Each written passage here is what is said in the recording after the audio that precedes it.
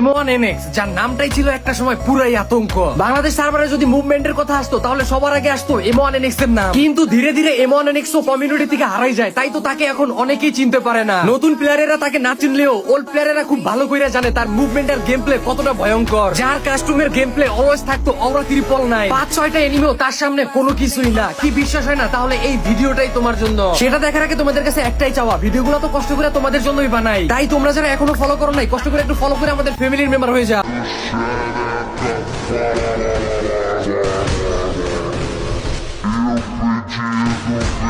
Eu pedi do